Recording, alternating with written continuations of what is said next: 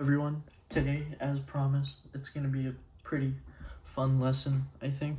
We are doing directional derivatives and the gradient. So first, let's just kind of recall what partial derivatives, so partial f, partial x, and partial f, partial y, what they mean. I kind of went over this briefly when I introduced them, but now we're going to be interpreting it more. So one way that's pretty useful to think about them is if the z axis is pointing right at you, and then this is the x direction, this is the y direction, it's negative x, negative y. You could interpret, and this is the z-axis, it's coming like right at you like that, right? And you have some level curves. Remember, level curves are just some kind of curve whenever z is a constant. So if you have z, which is a function of x and y, and it's a constant, right? Then you're going to have a 2D curve at a certain z level. So as you move up z, you have different kinds of curves. So this is at z equals 0. This is what the curve you have. Then, I don't know, at z equals 1, you have this. And, it does that. As you move up, it's like a mountain. It's like a contour map, basically. So what does partial f, partial x mean? So that means as you're going this way, you're going to face some kind of slope, some kind of rate of change in height that you're walking down this like mountain thing. And that's what partial f, partial x means. Partial f, partial y is as you're going this direction, you experience a change, just like the x direction, but it's in a different direction. It's a change, it's a different kind of change. Well, it's the value of the change is different than in the x direction, but it's the same idea, right? You're moving in the y direction, and you're experiencing a change in height as you move in that direction. And the change is likely going to be different than the change in the x direction, but it's still change.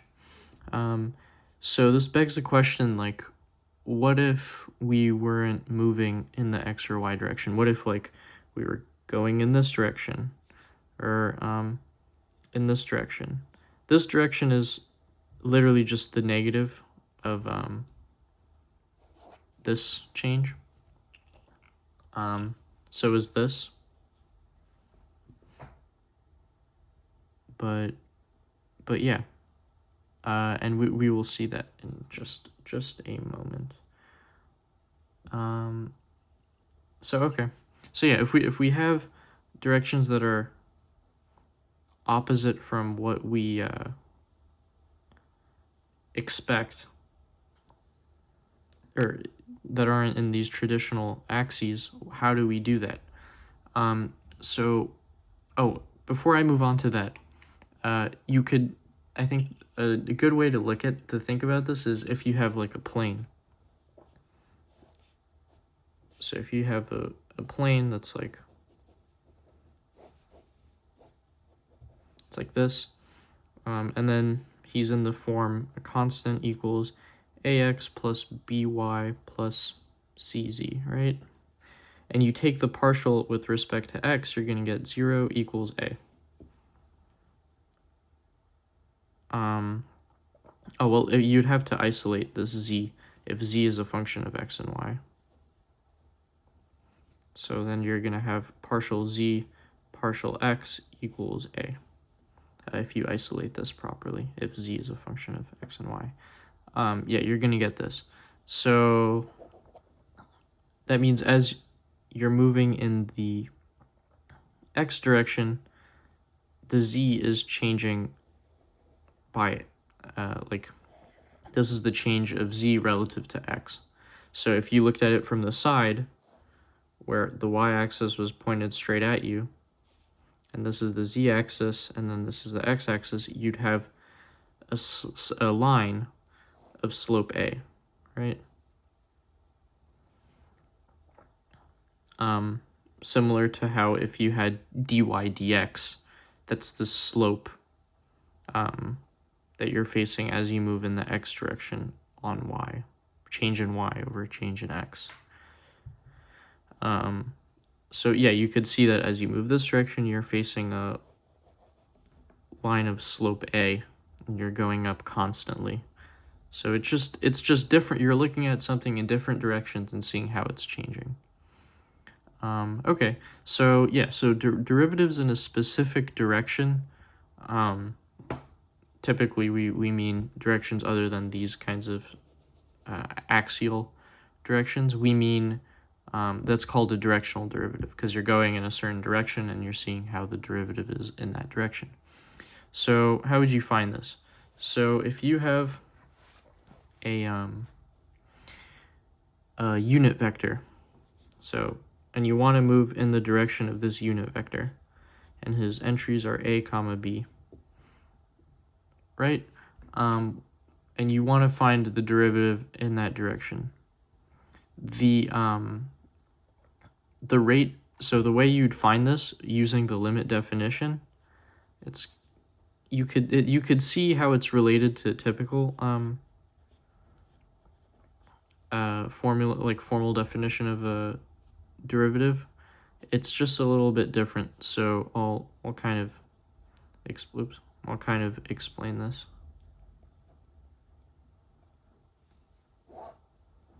Okay, so yeah, you have f of x plus ah, comma y plus bh. So that's just accounting for how much you're changing in the x and y directions, and you subtract them from the original, and then this is the change in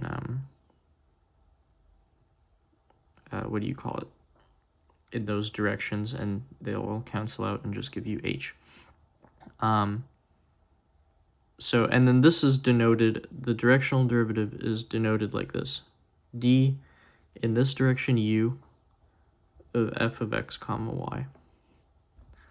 And then if there's a lot of algebra you could do on this, I looked it up. I think it's kind of extensive. You basically add some kind of smart term right here that you could separate the limit. So you could add and subtract some kind of term. I don't know, we'll call it term, and then subtract term. And then you redistribute this into this whole expression, this numerator. And then you split the limit. You evaluate each of the two limits, and then you multiply by a over a and b over b for the other one. And if you simplify the two limits, you're gonna end up with you're gonna see that it's equal to this: fx times a plus fy times b, right? This is just the partial derivative of f in the x direction. This is just the partial derivative of f in the y direction. Okay, and then this is really neat formula because I'll tell you later why this is significant after we do this upcoming example. But you could rewrite this as a dot product between these vectors, right? And I guess at first glance you could see that we could, I guess, retrieve the direction we're going in from this formula because we're dotting it by a comma b. But this thing is also pretty significant, and we'll talk about that later. So yeah, how do we use this formula? So what do you call it? Yeah, so let's say we want to find, so we have this equation, z equals x squared y plus ln of x squared plus 3y squared plus 1. And we're going in this direction. So our vector, our direction vector is 1, 1, and we're at this point, at point 2, 3. Okay, so first, let's take the partial in the x direction. So that's going to give us 2xy plus ln, or I guess 1 over x squared plus 3y squared plus 1 times 2x.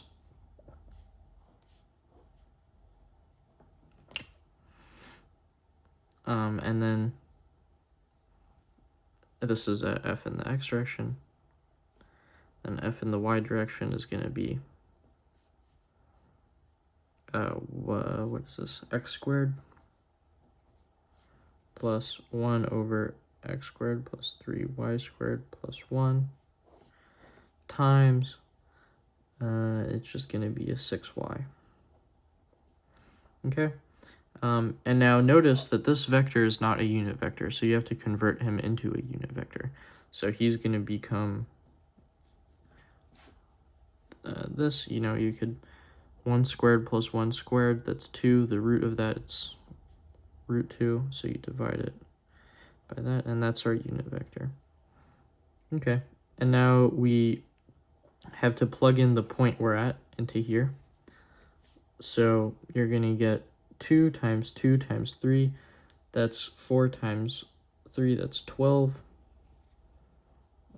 12 plus 1 over 4 plus, let's see, 4 plus 27 plus 1, that's 1 over 33, times 2x, so times this. So it's kind of ugly, but it's okay. And then this one's going to be 4 plus, that's 27, is it? Or 33, I mean, is it not? 4 plus 3 times 3 times 3, yeah, that's 31. Holy hell, I cannot do basic math. 4 plus 3, 3 squared plus 1. This is 4 plus, that's just 3 cubed, which is 27. 28, oh, this is 32. Okay, 32.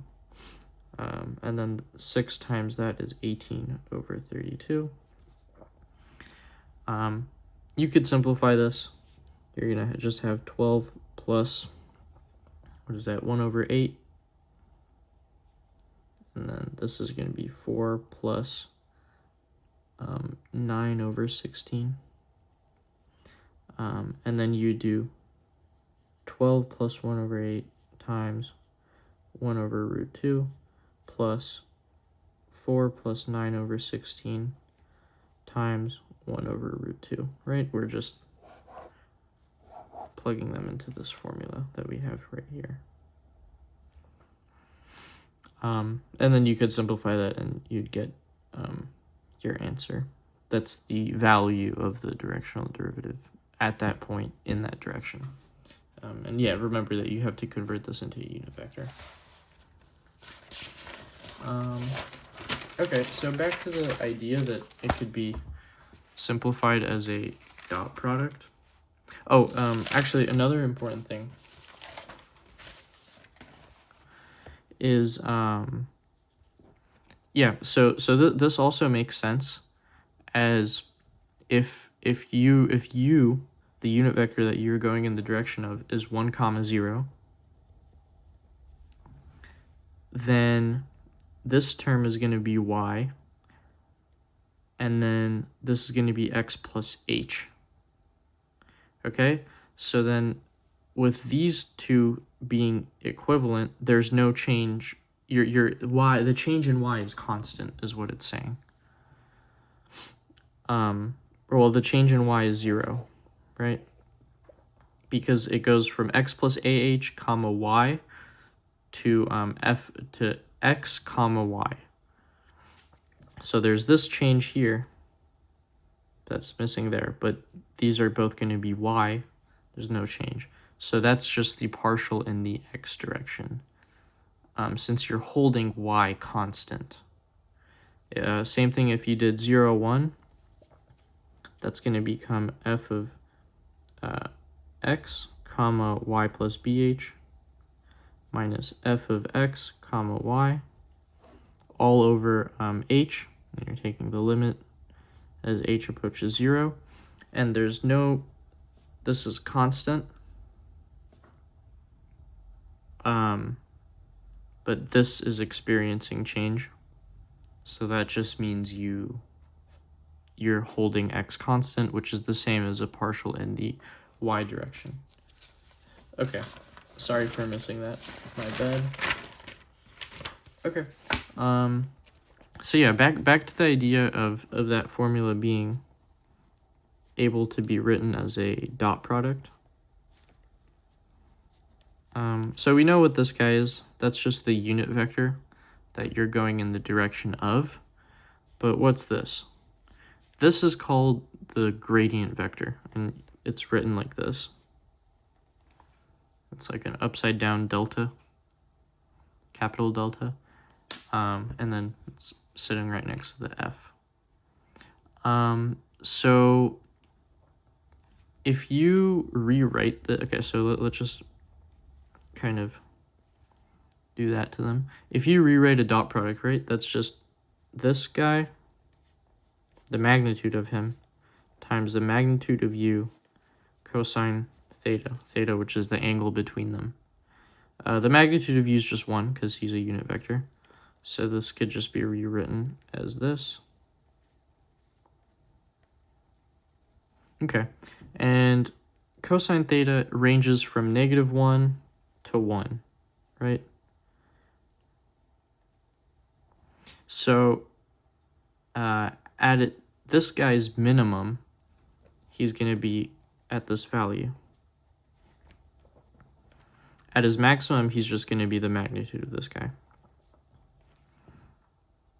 So what that means is that if you have this vector, the gradient of f, and he's in the same direction as u, say u is this little guy, and then the big guy is gradient of f. If there's no angle between them, then that's the maximum value of increase that you could have. So that's pretty significant. This gradient vector is telling you the direction of the biggest increase, and his magnitude is the value of that increase. So that's pretty interesting. And if you take the negative of him, as in if u was pointed that way, right, then that's the direction of greatest decrease. So that's very important. That's an important idea. He tells you the direction of the greatest increase and decrease. Okay. Another really interesting thing that we're going to look back on later is that this vector is actually orthogonal, perpendicular to the level curves of a surface. So essentially, if we revisit the example earlier with the level curves, if you have this, all this, you get the idea. And you have, this is a level curve that we chose, and you have this tangent vector on that level curve, then the gradient of f is perpendicular to it. So you could essentially write it like this, not the magnitude. This guy dot u is 0 if u is tangent to a level curve. Okay, and then the way you could prove this is if you have a 4D function, so w equals a function of x, y, and z, right? And you say that it's a constant, so you have k equals some expression of x, y, and z. And then you also So yeah, if this, I guess an example we could use is a sphere. You have x squared plus y squared plus z squared equals some constant, right? This is where this guy is a constant, and this is some kind of expression of x, y, and z. Okay, so you have this, and then if you take a level curve, so if you have a surface, okay, this is wholly terrible drawing. Okay, let's just do a paraboloid.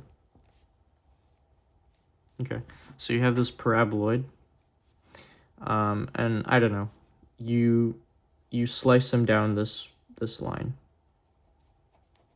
so something like that. Okay, and then you get this level curve as a result of that. Okay, and that level curve could be parameterized like this, for example. Okay, then this guy's derivative is r prime of t, right?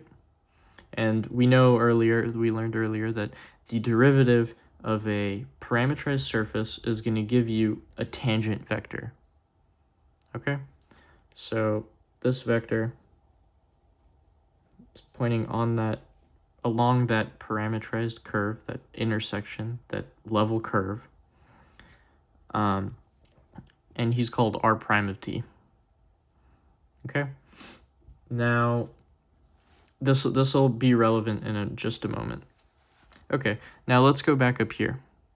What if, and say we take the derivative of this guy with respect to t, right? So if you take d dt of this guy, both sides, you could use a chain rule. You have f, it's a function of x, y, and z, and all of these guys are all functions of t, right? Because we're looking at a parameterized slice of it, so we could use that. Okay, so now if we take that derivative and we write out the and we use the chain rule, we'll get partial f partial x times dx dt plus partial f partial y times dy dt plus partial z partial x times or partial f partial z, my bad, times dz dt. Okay, you might be able to see where I'm going with this. This is also a dot product between the gradient of f, which includes these terms,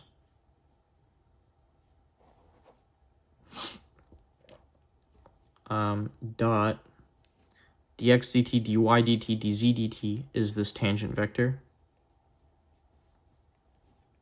And then what did we have on the other side? We had d dt of k.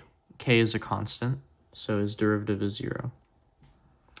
And that's how you see that it's perpendicular to the level curves of a surface. So, yeah. Okay. I'm really sorry about this drawing. Okay, so now we could look at some example problems. Okay, we could start here. So this problem says they give you this function.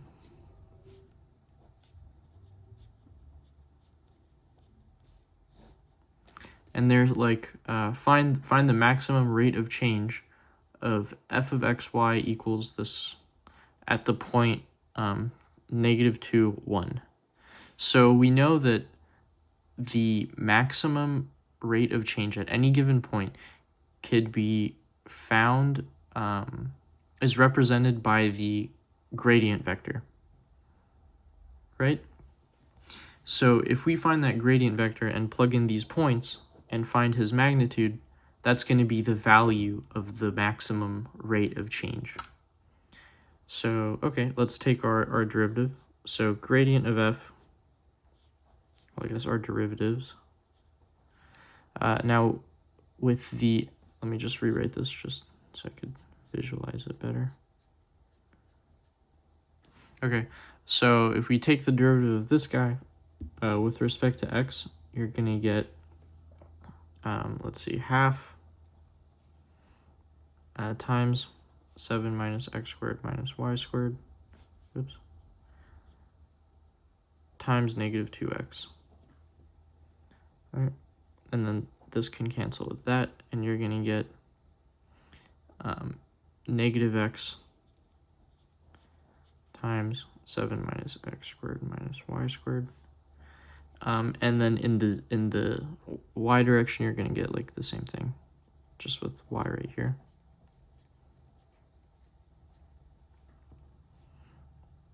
And then that's your gradient vector. And now you just plug in your points. So evaluate this guy at negative 2, 1. And you're going to get, let's see, you'll have 2 times 7 minus 4 minus 1, comma, negative 1 times 7 minus 4 minus 1. And then you're going to, this is just 2 times, that's 3, that's 2, that's 4. And then this is, let's see, 3 minus 1, that's 2. It's negative 2. Okay, now we have to find the magnitude of this guy. So then, because it wants the maximum rate of change, not the direction of the maximum rate of change. So you take this guy's magnitude. Okay, and you're going to get the root of 16 plus 4, which is the root of 20, which is the root of 4 times 5.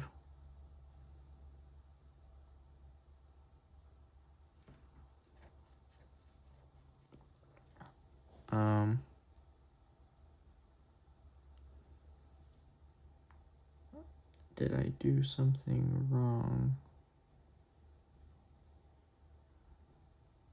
Oh, I'm really stupid, aren't I?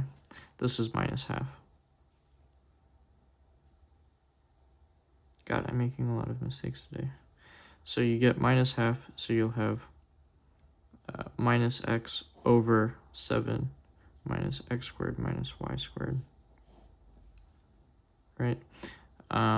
So that's going to be that's going to be 2 over root of 7 minus 4 minus 1. That's 2. 2 over root 2, comma, negative 1 over root 2. Okay. I'm really sorry about that. This should be to the negative half. Okay. Really sorry. Okay. Yeah, so now you take the magnitude of this guy. This is the same position what we thought this guy was giving us.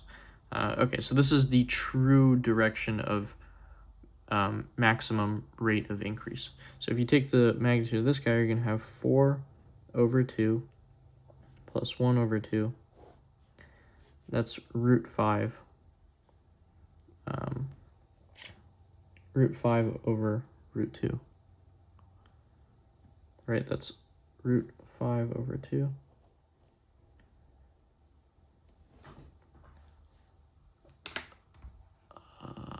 So that should be, let's see. You could, I guess, no, this isn't in the answers, but you could, I guess, rationalize it. Times root 2 over root 2. This is going to be root 10 over 2. Yeah, that's an answer. Yep, okay. So that's how you do that. Really sorry for that mistake. I'm off my game today. But, okay.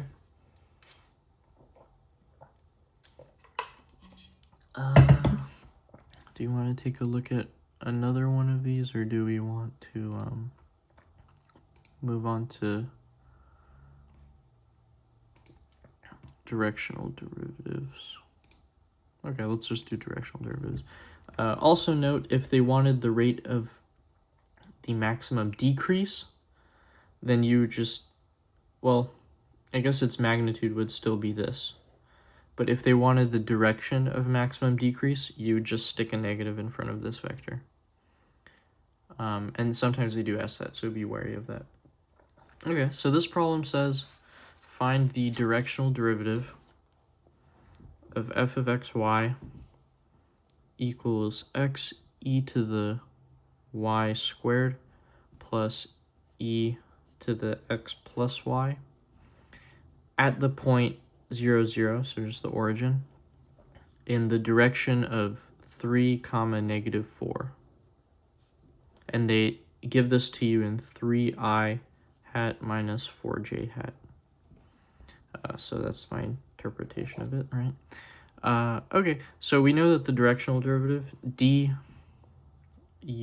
of f of xy, is just the gradient of f at a certain point dot a unit vector that's in the direction we want to go.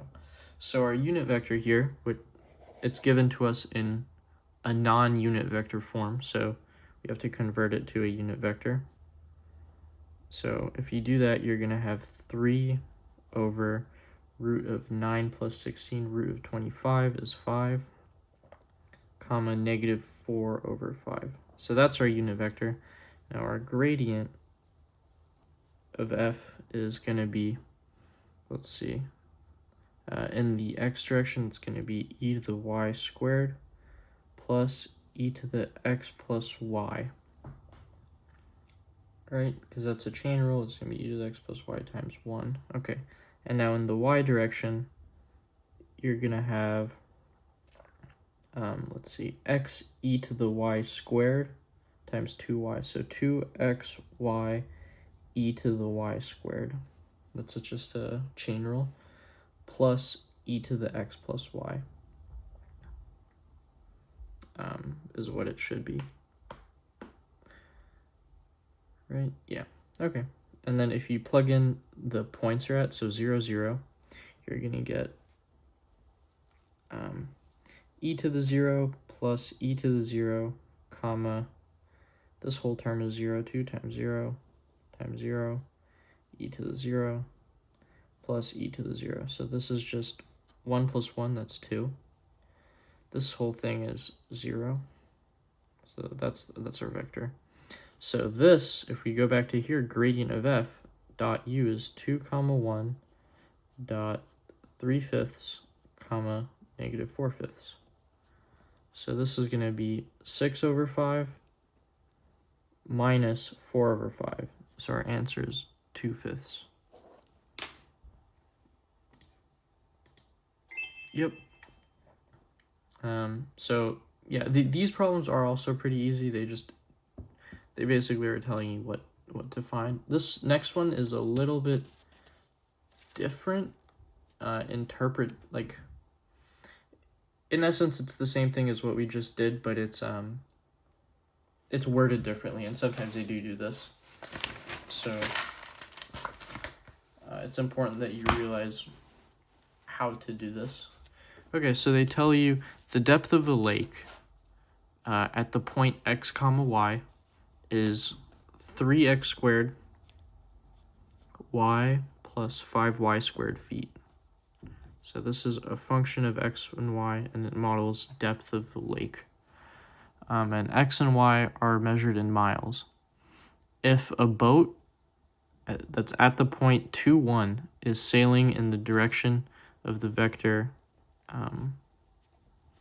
3i plus j, so that's 3, comma 1, and he's at point 2, 1. So what rate is the water depth changing? Well, let's see.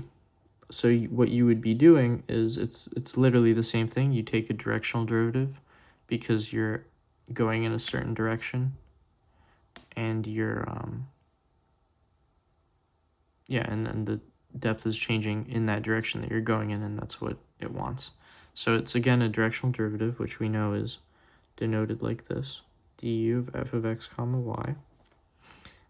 And then you this is just equal to the gradient of f dot u. if you take the gradient of f, you're going to get 6xy, comma, 3x squared plus 10y. And then our unit vector, which again is not given to us in a unit vector form because that is not of length 1. So you just have 3, let's see, it's going to be 9 plus 1, 3 over root 10. Okay. And then let's evaluate it at the point we're at. So 6 times 2 times 1, that's 12. 3 times 4, that's 12 plus 10 is 22. So let's take their dot product. Dot 3 over root 10, comma 1 over root 10. Let's write it down here. This is going to be 36 over root 10 plus 22 over root 10, which is just 58 over root 10. And they told us that all of these were in feet, or all of these were in miles. So what came out of the, so x and y are in miles, the depth is in feet. So this would be feet per mile. Yeah. Okay, this is option C. Yep. Yeah, okay, so that's how you do that. Hopefully, oh yeah, if you guys want me to upload some kind of video on how you, the derivative equation, basically I'll just go back and show you.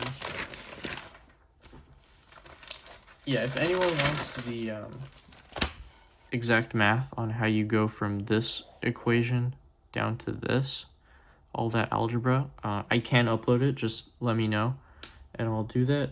And hopefully my explanation, I feel like I explained derivatives kind of poorly. Just let me know though, I hope it suffices. But okay, thank you guys, bye bye.